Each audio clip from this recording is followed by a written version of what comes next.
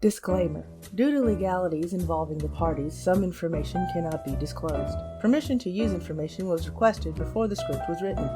The parties involved are not at liberty to disclose all of the details of the situation. The information herein is as accurate as possible without infringing on legal limitations. There will be a follow-up when I am allowed to post more information. Since the advent of having access to game developers and the inner workings of how games come to be, there have been modders. It can be argued that the modding community can be credited to keeping many games popular. Everything from simple quality of life to visual effects and even overhaul mods keep gamers returning to their projects time and time again. The mods have always been free to install and use. Yes, you can support the modder directly, but they never seek profits from their work off the backs of the developers or the company profits. This is in the EULA of every game and subject to a DMCA if violated. In this video, we will cover what is a EULA, what is a DMCA, the timeline of events, who received a DMCA, comparing the changes to TFP EULA, how the extension violated EULA, the difference between profiting and donations, and finally wrapping up with my 2 cents about the Fun Pimps, Mischief Maker DMCA, and Streamers DMCAs. What is a EULA? The end user's license agreement usually pops up when you go to install software, regardless of what it is, and it is often followed by a button that says, I agree. At its core, the EULA lets users know what they can and cannot do with the software. It dictates the conditions under which a user's access may be limited or terminated. It informs the buyer that they are receiving a non-transferable, non-exclusive, revocable license with their software purchase, and that the program cannot be redistributed for profit but may be used by the customer. EULAs are normally reserved for non-subscription items like video games. What is a DMCA?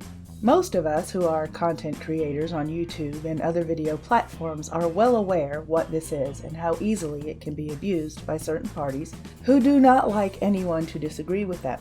It is short for Digital Millennium Copyright Act.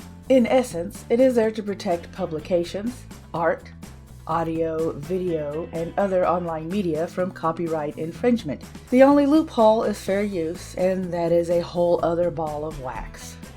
Why am I going through all this? Who got the DMCA? Well, it seems that the Fun Pimps flexed some muscle regarding streamers and the modding community. Serving one modder in particular avoided Pigeon. About a year and a half ago, give or take, he created an integration for Twitch called Mischief Maker that would allow the stream watchers to pay to make chaos on 7 Days to Die streams by mobbing them with all sorts of animals, zombies, and other things. On the 23rd of September, the Fun Pimps released a PDF announcing their new tool for 7 Days streamers, Twitch Integration.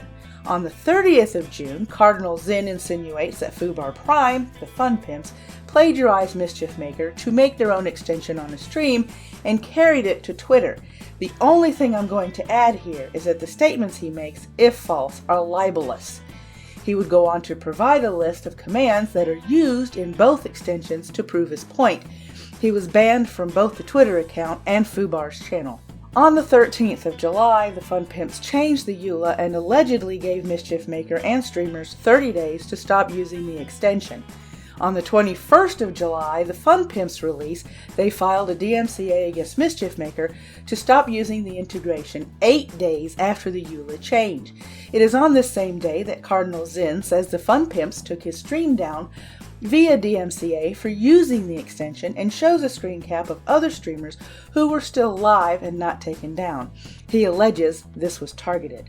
Also on this day, Voided goes dark.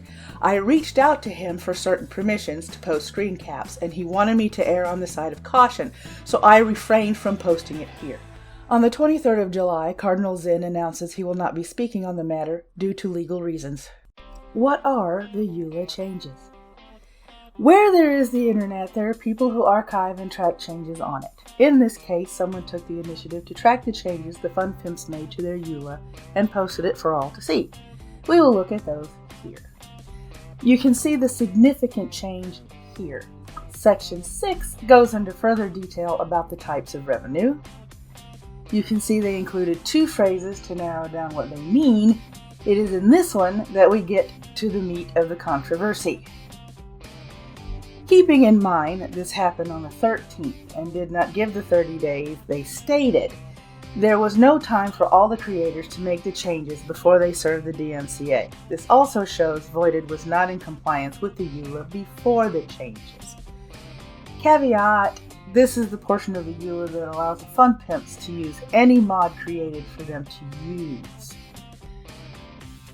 How did Voided break EULA? By accepting 20% of the bit sales to trigger the events in Mischief Maker, they broke the terms, and before the EULA was changed.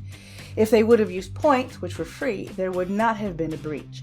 It is not known at this time if Voided received money from Mischief Maker. I have not yet been able to confirm nor deny. The difference between profiting and donations. Now, you're probably wondering why the other modders haven't been targeted for their Patreon or other crowdfunding sites in order to keep mods like Darkness Falls, Sorcery, or the like up and running. It is because they are not selling the mod or charging to use the mods or their features. They accept donations for their work. TLDR, the mods are not pay to play. If they were, they would be in violation. What can we do? I have seen boycott being bantered around, and I don't think this is a solution. Those that are complaining have already bought the game, making it not as effective as it could be. You could keep other people from buying the game, but they have made a fair bit of money already, and boycotts are becoming way too prevalent. You could embargo, not play the game, but there are people who already have playlists upon playlists of playthroughs for the game. So unless the creators are willing to take the view hits on their channel, which I highly doubt, an embargo will not work. We already know that the devs either block, ban, or ignore criticism. Lodging any complaints will fall on deaf ears. So if you have any suggestions, put them below. My 2 cents. In the grand scheme of things, and taking into consideration what happened, the Fun Pimps was within their rights to file the DMCA to stop Voided hands in. That being said, the onus is on the mod maker to comb through the EULA to see if his work will be in compliance. In this case, Voided either did not read it or did not understand what was written, and not knowing which it is, I will not make an assertion either way.